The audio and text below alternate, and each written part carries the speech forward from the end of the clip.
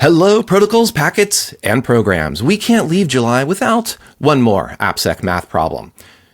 If a browser upgrades to HTTPS by default and a site only supports HTTPS, how many public Wi-Fis does it take to look up secure communications over an insecure channel?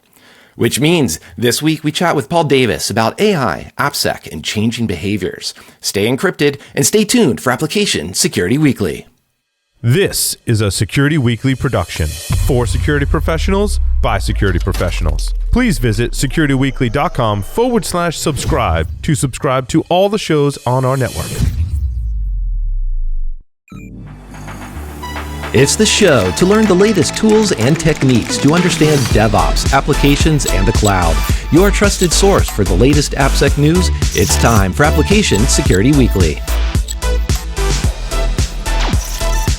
61%. That's how many U.S. businesses experienced a software supply chain attack in 2023, according to Gartner. This attack surface is constantly expanding. To secure your software supply chain, you first need to control it.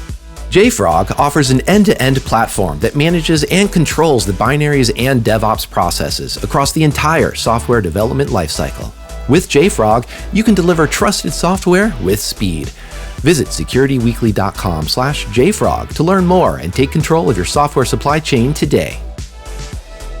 Imperva, a Thales company, is the cybersecurity leader that helps organizations protect critical applications, APIs, and data anywhere, at scale, and with the highest ROI. With an integrated approach combining edge, application security, and data security, Imperva protects companies through all stages of their digital journey. Imperva Threat Research and their global intelligence community enable Imperva to stay ahead of the threat landscape and seamlessly integrate the latest security, privacy, and compliance expertise into their solutions. Start a free trial today at securityweekly.com/Imperva. This is episode 293, recorded July 29th, 2024. I'm your host, Mike Shima. Akira Brand is starting a new job, so congratulations to her. John Kinsella is stuck in a meeting, so condolences to him. And all of you are invited to InfoSec World 2024 at Disney's Coronado Springs Resort in Lake Buena Vista, Florida from September 23rd through 25th. Save 25% by using code ISW24-SW25 when you register at securityweekly.com/InfoSecWorld2024. Our interview this week is sponsored by JFrog. Paul Davis is an IT security executive with over 20 years of experience assisting global organizations in creating secure solutions and services. His career history includes roles such as a Fortune 10 CISO, a CISO for critical infrastructure, a director of security operations for a stock exchange, and a global incident response team leader. In his role as field CISO for JFrog, Paul serves as a strategic advisor, aiding organizations in securing their software supply chains. Hello, Paul. Thank you for joining us. Hi there. Thank you. Great to be here. Thank you. And absolutely love that you're here because as we always do prep calls, you had this wonderful phrase I just have to start things off with, is that you approach, in that 20 years of experience, quite varied. It all sounds like it's been managing my paranoia, as you say. But I think, typically paranoia tends to be unwarranted or unjustified, but I think you have quite a bit of justification for a lot of this. And I think what I'd love to do is just start maybe with the current day and perhaps walk backwards about where does that paranoia come from. So, we've got generative AI, AppSec, supply chains. There's a lot of things that we could look at the news today. We're going to see them all. What's the current paranoia that you're trying to manage right now? Wow. As a CISO, as an IT security professional, as a techie, as one might say, the big thing is you're always trying to solve problems. And that means you're always looking for problems. And as an IT security professional, we're looking for what could possibly go wrong.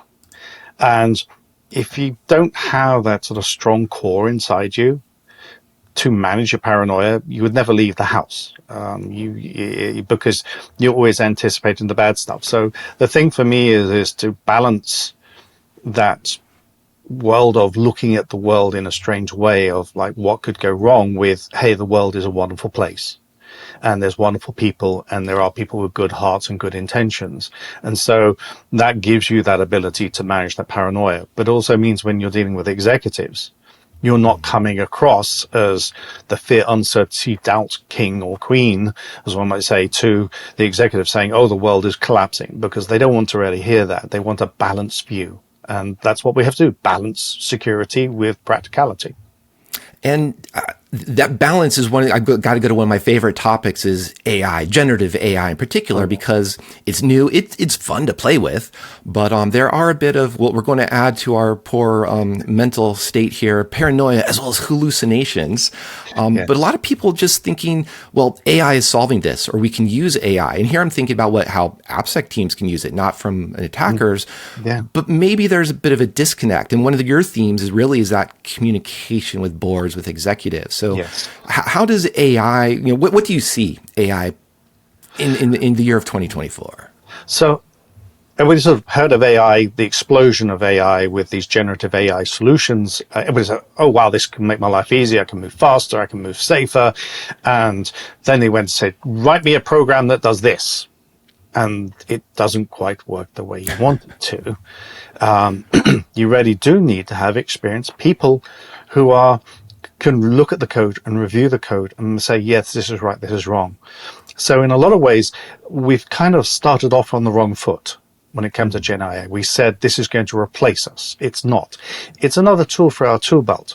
And there is a disconnect between the executive perception around what security is doing and the realities. And I think we're now reaching that maturity point in the industry where we're getting the reality is AI is great at helping us remember how to do things. It's great at helping us generating documentation, which I'm very excited about. But I'm not just going to let it run around by itself. My paranoia says, okay, I'm just going to check it just in case. It's more of a not trust, but verify, maybe verify again, and then trust, maybe. That's that kind of paranoid side coming out. And part of this too is that, talking about writing documentation, maybe writing some code, but doing doing a couple extra verification steps, perhaps. It does feel like there's an appeal there that AI maybe can help, but there's a burden if we have to, especially if developers have to do a lot of extra verification. And I want to bring in a little bit of kind of the idea of the shift left, which you didn't bring in that cliche. I did, to be fair. But one of the things that makes me bristle about that is just, hey, developers, go do more, run these tools. And I don't think that quite fits what we should be doing as what we might want to call modern AppSec. Yes. Is that a fair take? How do you see that?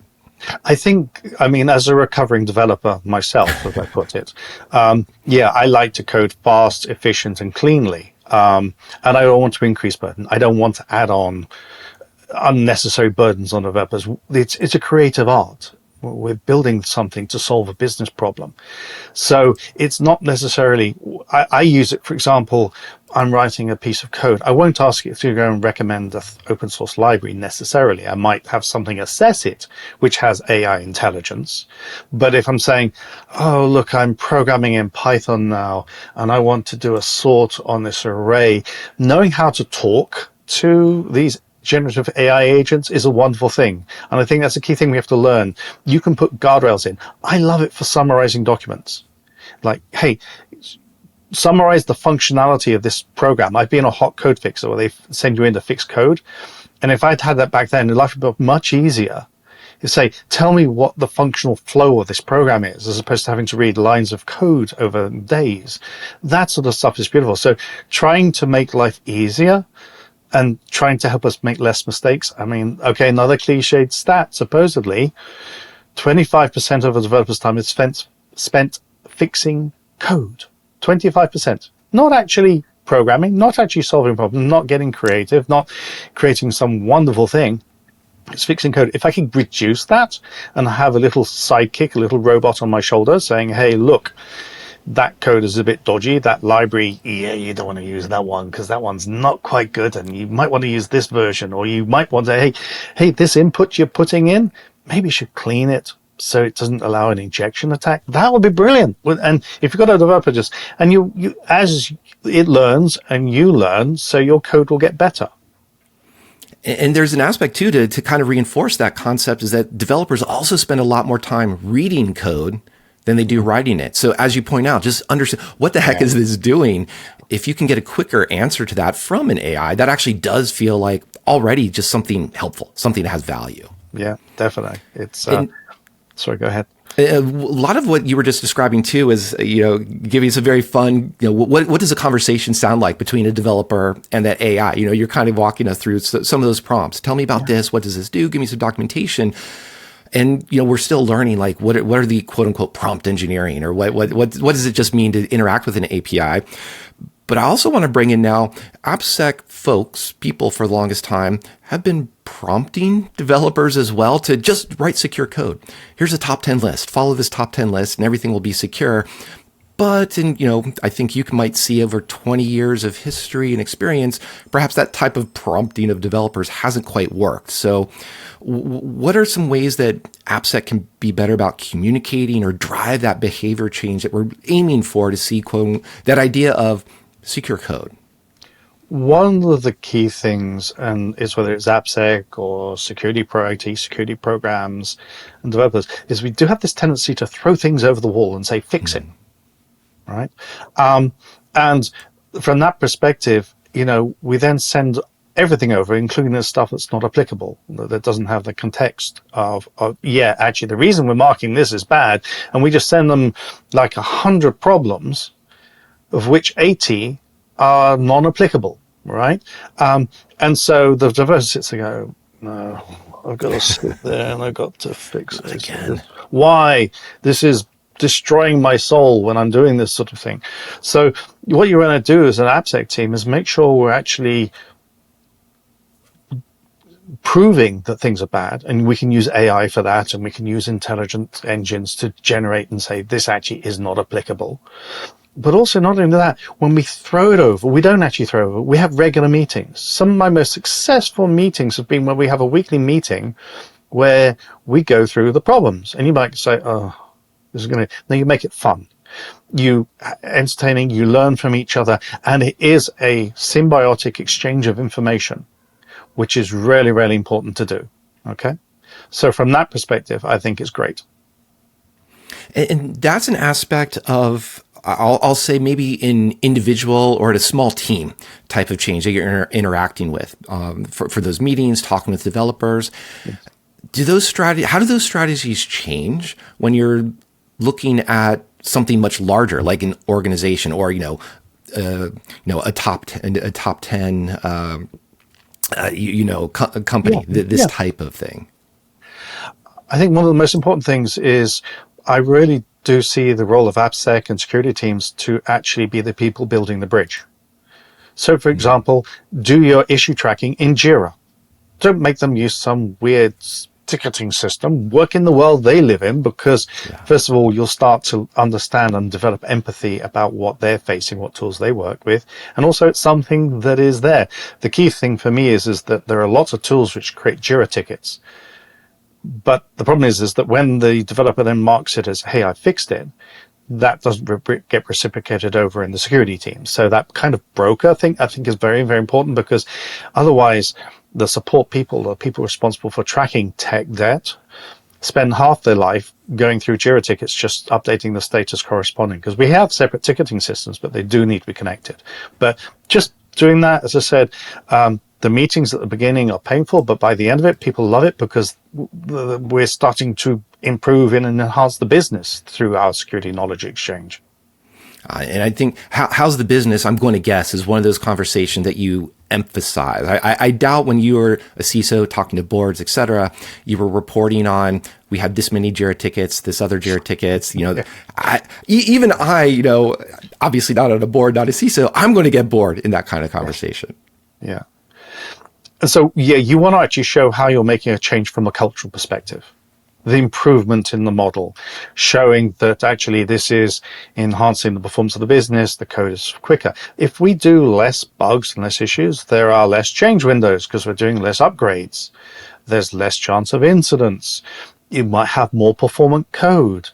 Matching those metrics and turning those things that the board cares about, which is risk, performance, trust, their brand, etc., and the quality of the services and their ability to innovate.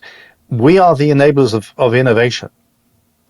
And being able to demonstrate that in KPIs, key performance indicators that resonate with them. You're right. I'm not going to say, hey, we shrunk the number of backlog of Jira tickets to, from 500 to 200. And they are, how does it apply to the business? No. Right. That sounds like is it a big number? That sounds like a big number. Like, as you said, like where's the context there? Yeah. That makes me curious too, as someone who enjoys dimensions of time and space. How does your approach to Appsec, or, let's say you're time constrained, how does that influence your approach to securing an environment? Do you have a short list of, this is what you always go to first, this is how you adapt? I'm kind of teasing out maybe a maturity model here, but just more of constraints are a way of life. How do you deal with those? So typically when I've been brought in to improve a security program, the first question they ask me is, how can I make you successful? I said, well, give me 6 months. To change a large organization, it takes you 6 months, and over time. And they will go through a moment of time where they'll hate you because you'll be bringing up problems that they weren't aware of. But you'll get that. But the first thing is, I would say as CISO's job is marketing. We have to market security to the rest of the organization, no matter, not just the executives, everywhere, because most people don't like the security team, unfortunately. So you basically, and to do that, you have to listen. You have to understand their pain points. You have to understand. So when I'm coming in, I'm doing an assessment of what is their end-to-end security software supply chain. How are they managing it? How have they grown up? What tools are they using? What's their processes? What are their pain points? And how can I help them solve their pain points by using security as an enabler? Which is going, wow, that's different. So, but by doing that assessment, not going in with this opinion as I know better than you and I'm going to tell you, but actually having that empathy chip inside you, you can then start going back to them saying, look, I hear the problem. How about if we did this? And this is how we can improve. And we'll do it gradually. And you choose your champions and you choose your areas and you do prioritize according to appetite for risk, the fragility of the environment, the criticality, all those things like that. And that kind of your instinctive, that instinct inside you is what's key. And then you mentioned KPIs a little bit ago. I can imagine that an Appsec team can come up with dozens and dozens of KPIs. And we don't have to say, our backlog went from 500 to 200. They can do other things. Yes. But even if I say 1 dozen, that probably feels like that's too many. What's your advice on an Appsec team trying to pick out that metric that is going to appeal to you as a CISO, or going to be part of that, marketing in the sense of that positive communication of here's our impact? I typically say you shouldn't have more than 8 like KPIs. The key thing for me is they need to be multidimensional. And what I mean multidimensional is they have to apply to the business, the people, the technology, the process. Put a human element in it. We did so many hackathons with the developers, teaching them how to hack. We did so many strategic briefings to the business on how we're improving their business. And, reducing the tech debt and reducing or speed, the developer velocity. Everybody likes developer velocity. The other side of it is the developer breaking, which I suppose is tech debt. But that's sort of kind of journey. You have to have both sides. And they have to be things that mean that you don't have to translate, that mean something to people, right? And people can say, I understand when they're tracking, and then they can translate that into their own KPIs. Whether it's up or down, it needs to apply. Yeah. Yeah. And part of that too is I love the idea of driving behavioral change, because that's, if we talk about Appsec with phishing, with secure coding, a lot of things are kind of boiled down to developers understanding something differently, approaching something differently. But humans, I'm going to have to include myself here, not an AI, often resistant. So are there KPIs that can do that? And the reason I ask is that, metrics can also be a trap. You can, accidentally manage to the metric and sort of manage instead of looking at the outcome. How can somebody avoid that type of trap? Well, you need to basically, there's one of the philosophies, there's a thing called a BHAG. Have you ever heard of a BHAG? Mm-mm. Big, hairy, audacious goal. right? It's the stretch goal. It's the thing. So you put one of those out there, right? And your metric should be measurable. If you can't measure it, it's not worth it. But then you have some tough ones, and then you have some easy ones that show you're performing your daily work. But the thing with behavioral modification, as one might say, right, is building the bridges and understanding, have a conversation in their language, and have the empathy, understand what makes them tick. A lot of times, how you look at the world is not the way they look at the world. And so you have to understand, for a developer, they look at it, I've got to write this code, I've got this deadline, I've got projects, I've got to commit it. They haven't given me enough time to fix the existing bugs. I'm stressed and things like that. And I need to that. So when you're talking to them, you're saying, okay, how can I improve that? How can I make their life easier? And that's the big thing for me. When you're building up these programs, always think how you can help it. It should be a win-win for everybody. And part of that win is finding incentives. And you mentioned too, like having hackathons, CTFs, and those can be fun. But I will be a little bit maybe skeptical that by just saying we conducted 3 hackathons, 3 CTFs, that's a number, but you might get pushback of, well, sort of that, so what? Or why is that important? You know, how do you help communicate that? Because I'm a fan of those. And, you know, there's even a fun prompt injection from Wiz about Prompt Airlines that they just released. It's really fun and entertaining to work with. But maybe not everybody appreciates that. How is that a hurdle that you overcome? So I'm going to be boring and say, first of all, there's a regulatory obligation to train your developer. Okay, fair enough. But for me, it's building that community, an extended security team. In JFrog, we've done. I've been here. I've seen AI hackathons, which are brilliant. And we just did one on cross-site scripting, just to remind people how it works. And they're literally doing a hackathon. We're actually, there's other organizations, our most popular course was teaching developers how an SQL injection attack happens. Calls them, they go, I get it. But it's also gives them time to like chat and build connections. That change. But from a business perspective, we are required to deliver that training. But what we've worked out actually is generic CBT training that's not applicable to the role doesn't work. No. We have to have programming that, like, still in the top 5, the top ones are SQL injection, buffer overflow, and bad data input. I'm sorry. There's other ones, secrets leakage, that's a new one, surprisingly, including OpenAI keys and Telegram keys, which really kind of why you'd lose those would be horribly scary, but that's the thing. But yeah, so just getting people to adjust is important, and getting them to understand and have empathy and connect them together so you have your human software supply chain is a big thing. Indeed. And to me, I like the idea of, there's an appeal to me that Appsec should actually be putting themselves out of a job, meaning developers have more of this knowledge, this security knowledge. There is more secure code. We're starting off with secure design, so we don't actually even have to worry about that 500 or whatever our backlog is of tickets. It's actually lower because impact isn't the severity isn't as bad. I'm going to ask this from an optimistic perspective. How does your security strategy change when developers do become more aware of security? They do become more security conscious. Is there still what role does Appsec still have there?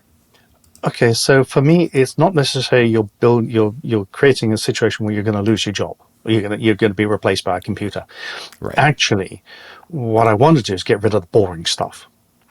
I want you to use your brain. I want you to be thinking. I want you to have fun doing this. And if it's supposed to be processing tickets and Jira's and sitting there whilst the developer says this is stupid, it doesn't make sense, actually you're helping them solve a problem. When I've had security assurance teams or orders, whatever, it's actually when you step around and say help them solve the problem, it gets more fun. So try and automate things, try and reduce the noise, try and make things more efficient. Don't send false alerts to the developers. Make sure you've got contextual analysis. This is the big thing. From that perspective, you're going to have more fun. They're going to have more fun. And you're going to go home on Friday and say, wow, it was brilliant this week. Now, sometimes it's going to be tough. It won't be always nice. Okay. That's life. Okay. That's my paranoia coming out. But from that perspective of just sort of making sure that they have, that they're using the brain as opposed to repetitive, boring stuff is key. And imagine, using your brain, I'm going to joke, might be a little bit tougher to measure. We can't hook everybody up to an EKG and just check the brain waves, Yeah. How do you see that manifesting? What's the sign of a good maturity where that's manifesting in contrast to where people are going through those motions, but maybe it's not as an approach that's going to be as effective, or maybe it's a mistaken approach? I think the key for me is a cultural thing. You can measure it through developer velocity, vulnerability, escape velocity, all that sort of stuff. Those are kind of fun metrics, and you can use those as competitions, right? Mm-hmm. But the big thing is, are developers actually producing code faster and less buggy code? And if you've got proper security gates at the right places, you'll have measures that show you they don't commit, but they still had a horrible number of vulnerabilities in their open source libraries. That's not good. So, and you celebrate that, you do competitions, but you can do it multiple ways. I have myself about 30 different KPIs for Appsec teams to use to help grow their presence and reputation in the organization. And then they're more instinctive. They're more things that resonate with people. Yeah. And then I'm going to jump around here a bit too, to go back to that very beginning of, an Appsec team just starting out. Maybe there's only 2 or 3 hires on that team. This is a small organization that is just starting to have security presence within it. What are some of those gates that you would, or even the KPIs that would be great to start off with, just so that we don't, that team can avoid even getting into that trap of here's that backlog queue of vulns to manage? The first thing is take a deep breath, because you're going to have a backlog and you're not going to have a ready, messy Jira. I'm sorry, that's life. Okay. Mm-hmm. The first step, just like when I'm taking a program, is understand and build a presentation that explains the software gates. And when I talk about software gates, there's one where the developer's starting to play and explore. And, even though I hate Python, I do a lot of pip installs. Not always the best way, but basically you do things. And then I start writing the code, and then I commit the code up there. When I commit the code, that then triggers a scan, which then does an assessment and says, okay, is this clean? If it's not, goes back, the developer gets upset, we have a backlog, we create Jira tickets automatically. How that happens automatically. And then the next kind of definitive part in the process is when you're packaging it ready for distribution. You're going to add in now infrastructure as code. You might accidentally include secrets, so you need a control gate there. Then once you've got through that and that checkpoint, the next sort of final checkpoint is then going to be basically when you're a certified build is best to describe it. So you nowadays with the executive order, with SALSA, with SBOMs, with all AI regulations, they all want a certification. This is what was used to build this software. It's like a unique recipe for that particular build. You need to have automation there and build that SBOM, okay? Then when you're in production, you need to be monitoring things like that. So put those control gates in, so build your swim lane out. Then maybe start building a RACI chart where you start saying, okay, this is how they're involved. And just explaining that and saying this is, and then don't lock it in concrete, socialize it, share it, see what people think, etc. And then from that perspective, then get them to collaborate and feel that they've got skin in the game. And that's how you're getting them to say, I get it now. And also it's a sanity check that you're not sitting in your bubble creating perfection when perfection doesn't really exist. So long answer, sorry about that. Wonderful answer too, and it makes my job easier because I have to ask fewer questions. But I do still have a couple more questions, Paul. Yep. In that aspect of like just talking about dependencies or even supply chain, developers bringing in, installing their Python modules, NPMs, what have you. I've seen some, in a way, positive aspects where developers will come to a security team channel and say, hey, I want to use this open source library. I want to use this dependency. Is this okay? Can you, do I need to get it reviewed? Which on the one hand seems good. They're engaging with security, but they're also kind of hinting, who's going to review this? You mentioned a RACI chart. Like, am I the developer responsible for reviewing this? Is the security team reviewing this? And if we turn that one example into 100, and especially over time, we're going to burn somebody out, if not everybody. So that's an area. How do you get a maturity in that simple style of approach, security gate, if you will? So I'm going to say automate. Okay. I'm a bit of marketing. JFrog has a product called curation. And what you do is you say, here's my policies. Is it malicious? Most people don't want to install malicious open source libraries. Strange that, but yes, that's what they do.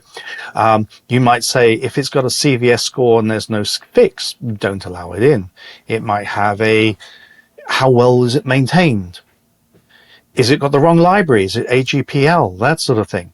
You could put a piece of technology which takes over so that you're not sitting there going through the minutiae of trying to assess the history and dive down to all the dependencies and, just kill me on that sort of stuff. You can use technology. And as I said, I want to get rid of the mundane.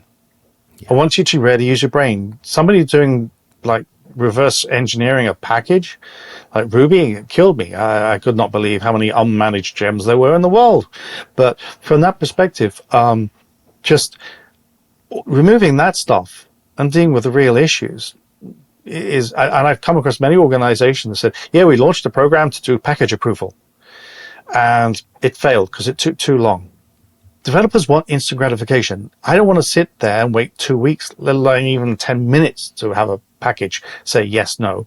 I'm trying to experiment and trying to find what's the right package. Give me instant gratification. And you've got to have a technology that does that. And I agree. And it's even more than just instant gratification. As you said, they're experimenting. They're making engineering decisions. Is this more performant? Does this have design patterns that are helpful for us? It's not like they're just arbitrarily wanting to use packages for the sake of packages, right? Yeah. Yeah, I mean, and if we get into AI, where they're experimenting with the LLMs, when you go to your Hugging Face and going down that, we have come across where they've got malicious, or I call it marketing, weaponized LLMs, which actually will corrupt and infect a developer's workstation and the infrastructure. So you want to provide them with a safe environment that allows them to be creative, i.e. fast, performant, but also stops the bad stuff coming in. And so that ability to experiment, especially in the world of machine learning, where you're experimenting with data sets, you've got to provide an infrastructure that scales and supports, and a single point where you're storing this data. Don't end up with local files. It's horrible. Sales will hate you for that. Oh, absolutely. And let's go back to that topic of AI for a bit. And this time I want to approach it from that sense of, as you described, getting rid of tedium, essentially, getting rid of the boring stuff.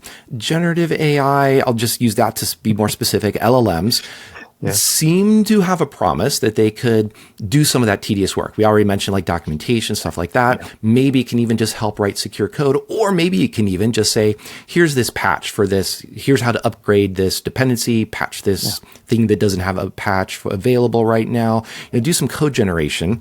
And I'm describing a couple things to set up an image of. The question for you is, how much of this do you see as AI introducing new concerns, the need for new security controls, versus if instead of saying AI, I just said, here's a security tool and all the concerns, or just a developer tool even. Yeah. This is a tool versus this is AI. Is there a nuance within AI that you'd really want to focus on, emphasize for listeners? The key for me is, it's funny that I heard that there's a new requirement. People are looking for solutions that detect software generated by AI. That's like, if I think if then this, or if else, or a switch statement or whatever it is, trying to detect whether it's generated by AI is kind of massively why. But it does, I mean, AI does scare me because, as I said, the executives have a false expectation that we're going to generate code much faster because we're going to use Gen AI to create the code. My side is saying, not yet. It's still going to mature. We're still in the evolutionary stages of code generation. It's getting better. I mean, I've been using a product that does command completion for ages, and now it's starting to do function completion. Mm-hmm. But I don't trust it. Okay, it's that thing. It's a tool in my tool belt. It's not going to replace my experience and knowledge. So guess what? If you're a developer, you're always going to be learning. And I think that's one of the things developers like to do. You're not going to just sit there and craft an AI, turn into a prompt engineer and just sit there, write code that does this. I think they're still going to need our brains and expertise because we have unique ways of thinking that completely freak out AI. And also, one of the things I love is, show me how AI decided to generate this code. They can't do that. You go through an audit. Why did you generate it this way? I didn't. The math worked out that way this time, right? Yeah. It's a Do you want tough to re-roll it? question to Oh, regenerate the code. Yeah, brilliant. Okay, that's kind of scary. So in that case, in part of where I was going to, it sounds like, even with AI generated code, there may still be the concerns of, oh, did this introduce cross-site scripting, a SQL injection, a buffer overflow, those classic vulnerabilities that you rattled off. There's a secret in here, et cetera.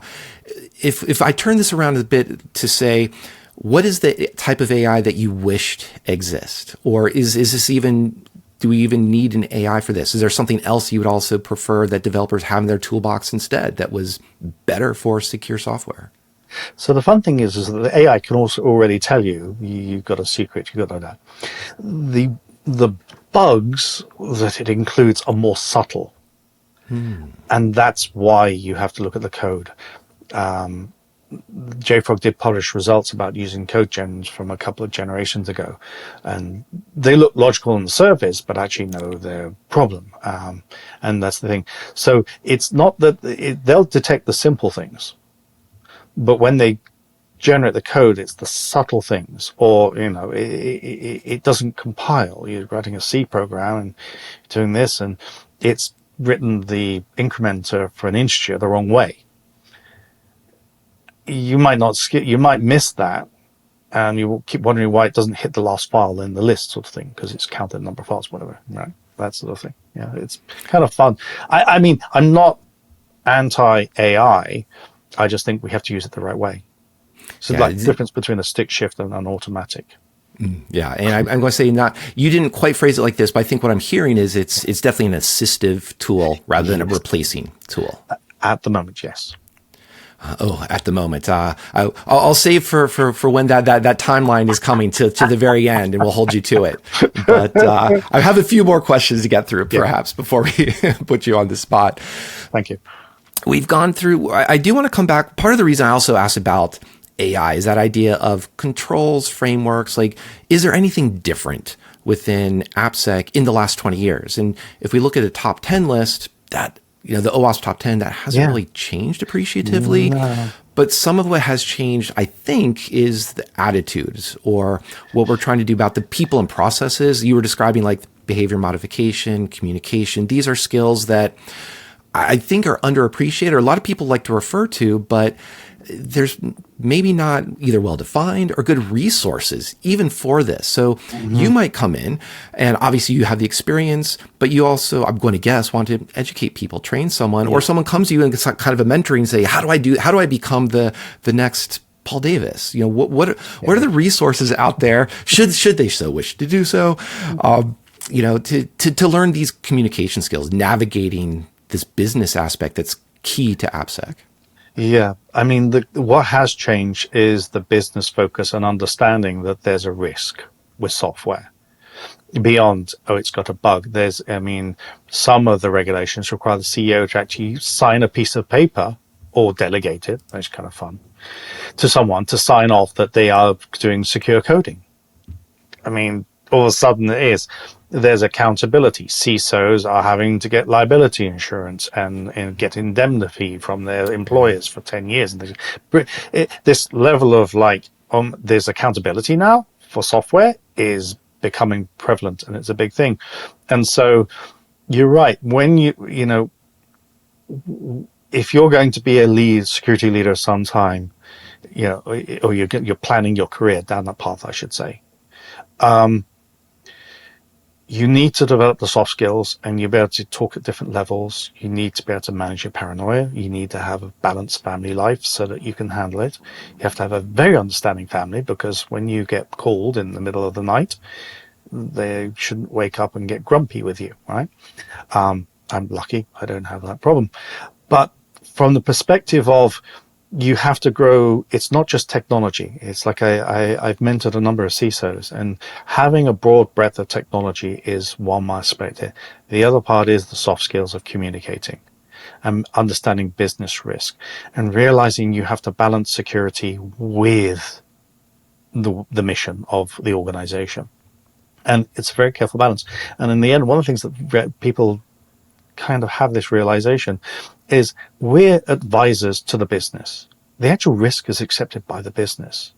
Our job is to articulate and explain why we're concerned. But if the business decides they're going to do with it, make sure you've documented it. That's the key thing, right? But let go the business, or review it. Say, look, can we come back to this in 6 months, and let's see if we still feel the same way? Because the world is moving faster and faster. It's not slowing down. But having those abilities and those skills in there, as I said, soft skills are very, very important. How to present, how to write, how to communicate internationally. You slow down, you don't speed up your conversation.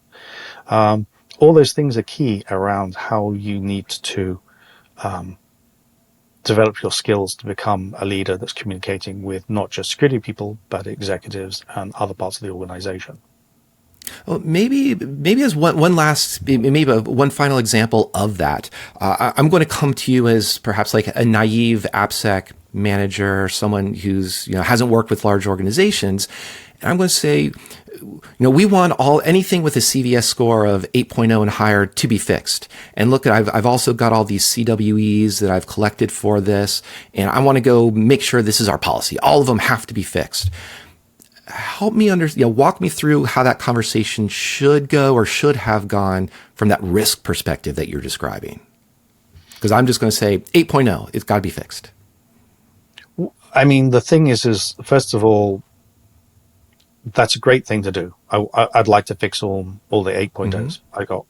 There's one organization where they were fix everything, including lows, which kind of scares me. But the 8.0, but the thing is you have to start at the beginning, and it's a gradual journey. It's not an instant. This is a program that has to launch. So when you're doing the 8.0s, okay, so let's start establishing a muscle memory in the organization. Let's start dealing with the really nasty ones first. And let's see what it's going to take to fix them. Because some of them might be instant gratification, update your package. Some might need you to rewrite the logic of the software. Or you might have an end-of-life package, and you're going to have to make a decision about what your mitigating controls are going to be, sort of thing. But it's a gradual thing. So you ramp up, and over time, it's not a switch. And also, you've got to balance the impact of fixing versus innovation in the world of business. You still have to keep creating new features, new solutions, being competitive in the marketplace at the same time. It's that balancing thing of, you can't, and you could get SREs that are fixing bugs and things like that. You might want to do that program, but it's still going to have an impact on everybody, because so you have to balance that impact. But it's a nice gradual ramp up, and show that as success, learn from your lessons, and tune it for the specifics of your organization. I think that's the takeaway line. I think right there is, tune it for that specifics of the organization. Yeah, I love that sentiment. So, I will say, I'm willing to bet 100% you're going to run into those end of life applications, those legacy applications. Oh, yeah. Everybody has them. So that's a safe bet. The unsafe bet will put you on the spot now is that, when will that AI replace us? Do you have, what's your napkin math prediction here? I'll be honest, I don't know. I know it's that kind of prove it thing. Yeah. I use AI. It's great value. It's fun. It's funny sometimes. It helps. But I don't know how long it's going to take, because I'm still evolving my model of what a mature AI model as well. That's a wonderful answer because, Paul, I don't want to replace you with an AI because this was a great conversation. Hopefully we can have you back in another couple of months and next year as well. We can just check in on what things have been changing within the industry. Brilliant. Thank you. It's been a pleasure. Thank you. It's been wonderful, Paul. Thank you once again. To learn more about JFrog, visit securityweekly.com/JFrog. No news segment this week, but do check out the show notes for a few articles that caught my eye, including that prompt airlines from Wiz and another article about AI. And I just want to say to everyone, thank you for joining us. Do remember to subscribe, share on the socials. And speaking of things that are awesome that are created by humans, check out Invasion AD by Carpenter Brute. We'll see you next time on Application Security Weekly.